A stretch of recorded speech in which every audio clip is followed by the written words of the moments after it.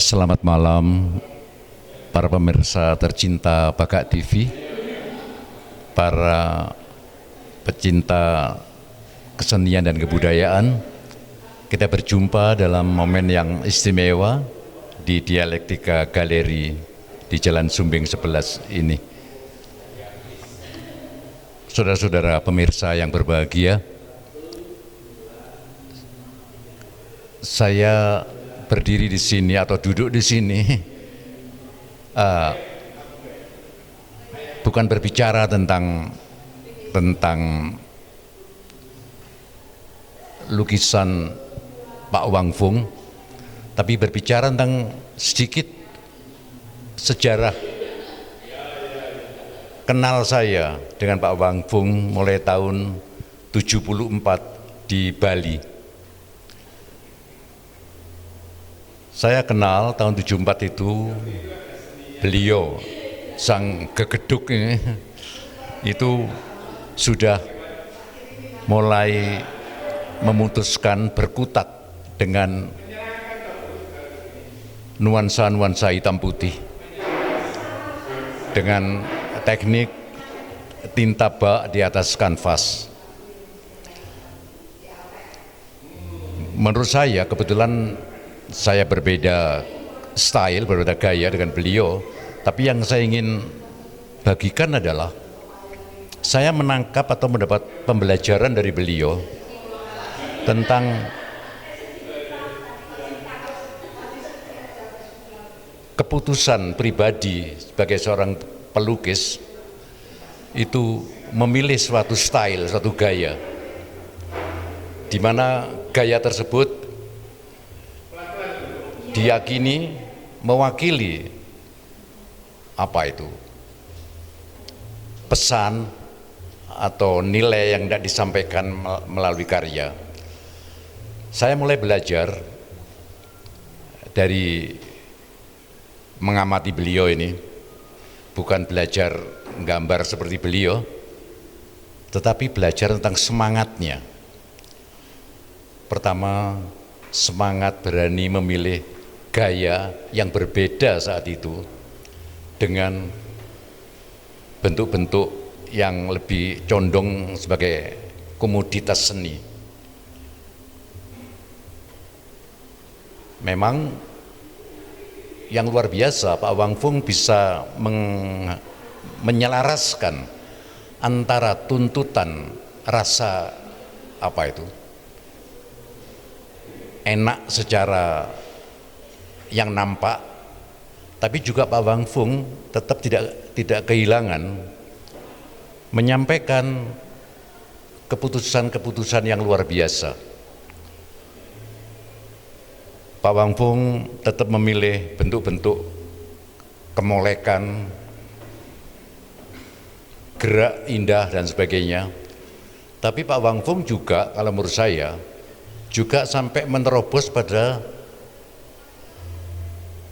ada hal-hal yang bukan kasat mata, misalnya tentang hal-hal yang menyampaikan nuansa spiritualitas budaya Bali, misalnya tentang melestarikan alam, pohon-pohon beringin terutama. Itu tidak hanya indah secara fisikal sebagai pohon, tapi juga memberikan suatu hal-hal yang lebih sublim lagi begitu. Dan ini jarang sekali atau agak sulit, bukan jarang ya, tapi mungkin tidak setiap pelukis menangkap itu.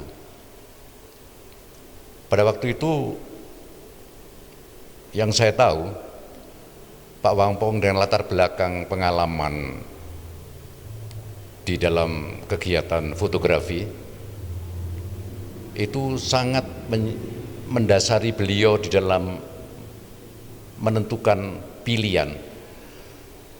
Kita lihat angle, sudut pandang objek-objek itu sendiri luar biasa pilihannya itu demikian. Tapi bagi saya yang luar biasa adalah ketika kami bersama-sama untuk sket dan sebagainya, kemudian Pak Wang Fung meneruskannya di atas kanvas, itu yang muncul menurut saya, sekali lagi subjektif saya, adalah Pak Wang Fung betul-betul menganggap penting sesuatu hal yang kelihatannya kosong, putih ruang kertas, putih kanvas. Pak Wang Fung menangkap itu bukan hanya sekedar sebagai elemen komposisi, tapi juga sesuatu simbol untuk menyuarakan sesuatu yang lebih dalam. Kita bisa melihat nanti dalam sketch-sketchnya itu seperti gaya-gaya sketch di mana ada spontanitas dan sebagainya, tapi tidak kehilangan harmoni, gerak, tema dan sebagainya. Nah, Pak Wang Fung berhasil menyelaraskan antara keindahan enak di mata dengan enak dirasa. Jadi indah secara mata itu pasti Pak Wang Fung itu, kemudian ketepatan angle sudut pandang melihat objek dan sebagainya, kemudian dia memilih satu gerak keindahan tubuh natural dari perempuan-perempuan yang alami sekali. Ini bagi saya itu luar biasa sekali. Pak Wang Fung secara tidak langsung mengajari saya untuk berani memilih style tersendiri, walaupun tetap kita berkarya karya-karya yang pada waktu itu zaman boomingnya atau awal boomingnya turisme pariwisata, ya kita tetap aja butuh kehidupan ini berlangsung terus. Saya pribadi juga tetap melukis hal-hal yang bisa dijual untuk kehidupan nyata sehari-hari ini. Tapi saya juga dari kehidupan yang bisa saya peroleh dari yang enak dipandang ini, yang katakanlah souveniran ini, souvenir pariwisata, saya belajar dari teman-teman yang lebih senior, Pak Wang Fung misalnya. Ternyata seorang pelukis itu harus terus berjalan terus di dalam ruang pribadinya. Ya, ini yang luar biasa sekali yang saya tangkap dari beliau. Saya bukan memuji-muji, tapi ini pengalaman relasi saya dengan pribadi yang namanya Wang Fung. Itu luar biasa banget. Kami tidak pernah diskusi mendalam dan sebagainya, tapi saya banyak melihat, merasakan, dan memaknai relasi bersama ini dalam bentuk yang bukan kata-kata, tetapi kerja skill, juga kerja rasa ini. Ini yang membuat saya tadi dengan jujur menyebut betapapun beliau adalah seorang gegeduk ya. Maestro lek coro Malange itu gegeduk ya, orang yang mempunyai sosok nilai tersendiri dan sebagainya. Ini yang saya tangkap dari perjumpaan saya dengan Pak Wang Fung. Pak Wang Fung perjumpaan terakhir dengan saya pada waktu karyanya dipamerkan di Galeri Semar, kalau tidak salah tahun 2008 atau 2009. Nah, kami di sana ketemu, reriungan, ngobrol-ngobrol nostalgia dan sebagainya. Ini luar biasa banget karena melalui karya seorang seniman, ternyata karya seni itu adalah ruang perjumpaan dari yang berbagai, yang berbeda-beda. Ini luar biasanya karya seni. Seni apa saja menjadi ruang yang terbuka untuk berjumpa, baik secara pengalaman visual maupun mungkin pengalaman mental, spiritual dan sebagainya. Disinilah saya menghimbau pada kita semua, kita tidak berhenti di pengalaman material visual, tapi kita terus menyemangati diri untuk menjadi seorang pencari, terus tidak ada selesainya, terus mencari. Pak Wang Fung tidak bisa hadir malam ini karena memang beliau dalam sepuh dan sebagainya, tapi puji Tuhan masih sehat.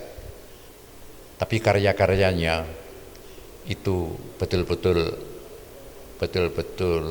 apa itu, menjembatani waktu ya.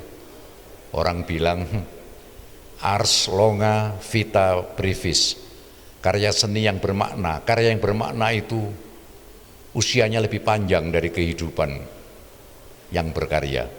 Saya pikir inilah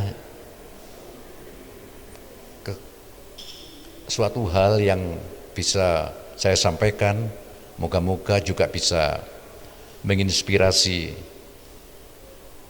pihak-pihak lain untuk menangkap karya seni atau berkarya itu tidak terjatuh menjadi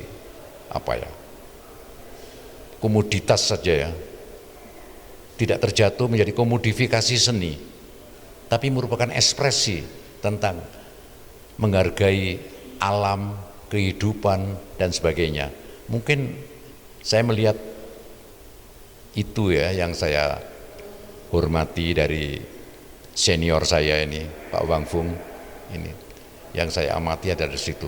Semoga sekali lagi ini menjadi jembatan untuk kita mengapresiasi kehidupan di sekitar kita yang semakin formal, semakin material ini.